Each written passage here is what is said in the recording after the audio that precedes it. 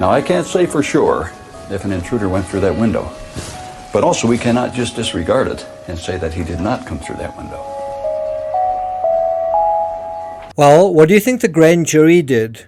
Well, they did disregard it. Immediately following Lou Smith's appearance in a television documentary at the end of April 2001, Boulder PD sent out press release 81. The part I want to highlight here is the reference to 140 individuals who were formally investigated as possible suspects.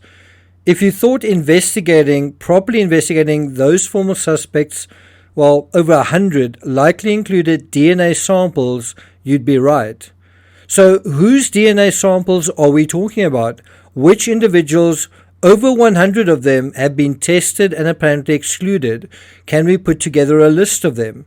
And did they test Fleet White's DNA? How about his son? And did they test Doug Stein's DNA? Let's have a look. I got nightmares in my head, I fear. Thoughts build up until I can't feel. My mind fills up into a creature, and it haunts me somewhere much deeper. I got nightmares in my head, I fear. Hello and welcome to True Crime Rocket Science. Does anyone know the answer to this riddle? A box without hinges, key or lid, yet golden treasure inside is hid. Anyone know? Answers at the end of this analysis. Before we get to the comprehensive list of individuals who were DNA tested, it's worth noting across the breadth of 2 or 3 press releases how that number of suspects that the Boulder PD produces, how that number changes. So let's have a look.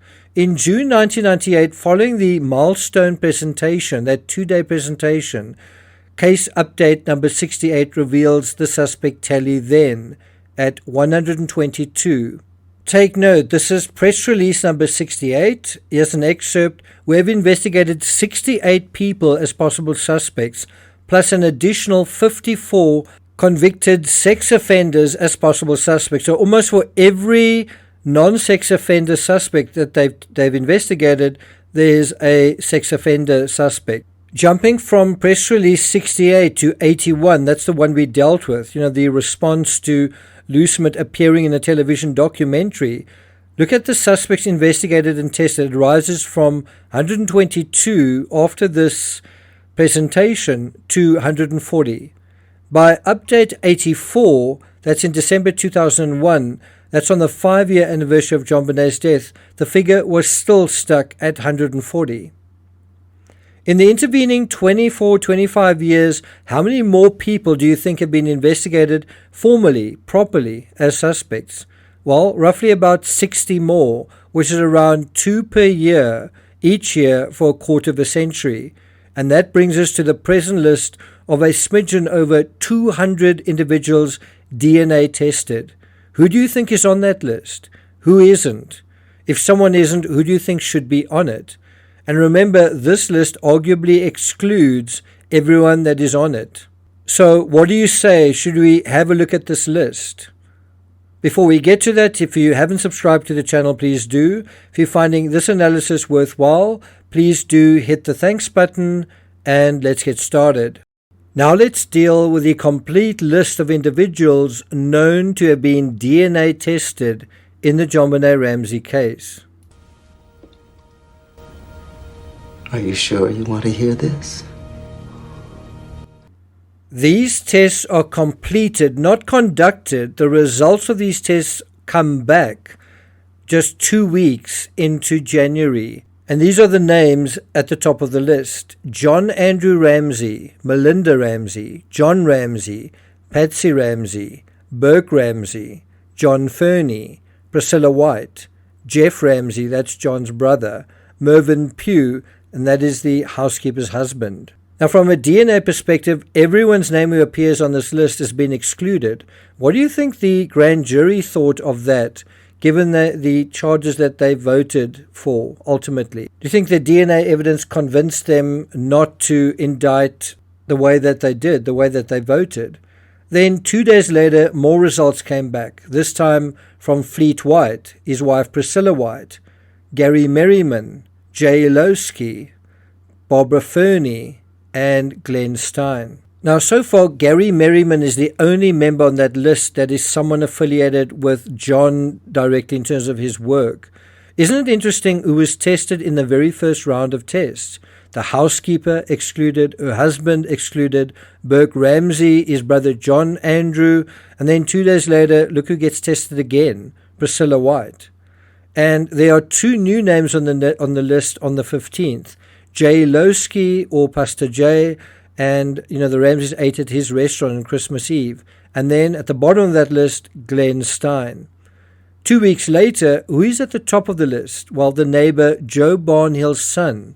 Remember, John went next door to retrieve JonBenet's bicycle.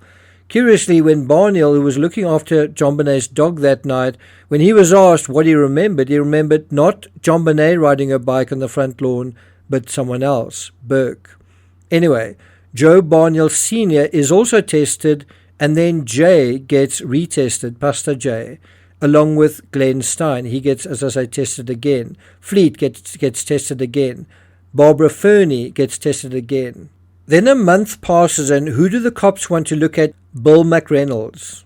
Remember him, that very old dude who played Santa? He's at the top of the list. He gets tested, and then again the same day. They also do repeat tests on the housekeeper, her husband Mervyn, and John Fernie.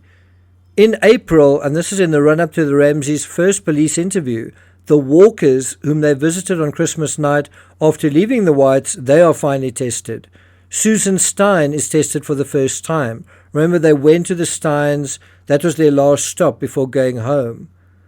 And she's now tested for the first time after her husband was tested in January. Are we missing anyone? Then, very interestingly, after the Ramseys give their first police interview, that happened on April 30th, in May, who do they test? Kids, JonBenet's friends, Burke's friends. And for all those who have been saying, test Doug Stein's DNA in the comments, well, here's your answer. It was tested. You can see it was tested as early as May 1997. In the same month, they test more family members of Bill McReynolds, including his wife Janet. Jeff Merrick, ex-Access Graphics worker, and so far he's only the second employee from the company. He's tested along with the Ramsey gardener, Brian Scott. In June 1997, the first paedophile type is tested, Gary Oliva. He is excluded as well. From here onwards, the case starts to flounder. Not much happens. Then in July, Alison Shooney, the mother of one of JonBenet's schoolmates, is tested. More than 6 months pass, and then another suspect, Chris Wolf, who has been resisting DNA tests, finally allows himself to be tested on the premise of, if we test you and you're innocent, then we can exclude you. And so he consents to that, and in February, Chris Wolf is tested and excluded. A few more tests, and then the Ramseys give their second police interview in June 1998. And after that, nothing. 6 months pass, and then in December, Patsy's parents and both her sisters are finally tested as well. The timeline gets a little fuzzy here, but Randy Simons, JonBenet's photographer, he gets tested. Michael Hulgoth is tested at some undetermined period, but he's also excluded. Both of Doug Stein's grandmothers are tested, and so it goes on until tests resume 10 years later in June 2008. 6 more months pass, and then a huge batch of additional tests kicks off again in January 2009. All the Ramseys are tested again, as well as Fleet White's son. And he has a new name, Mike Archuleta, John's pilot. Somewhere near the end of this process, they even test Lou Smith's DNA. Is there anyone you want to add to the list that's been missed? You might say John Mark Carr, but actually he was tested and excluded, along with a bunch of other pedos whose identities we still don't know. They're still just not on this list. They were tested, they're just not there. So who is missing? Well, how about the neighbor's children to the west, Scott Gibbons? No, his kids, Reed Gibbons and Weston Gibbons, were tested as well. So, riddle me this. A box without hinges, key, or lid, yet golden treasure inside is hid. Anyone know the answer to this riddle? The answer is eggs. So what do you think? Do you think DNA is going to yield the golden treasure in this case? Do you still think it's a DNA case? Do you still think DNA is going to solve this case? Let me know in the comments. I'm not going to take it further than that. Thank you for listening, and I'll see you guys next time.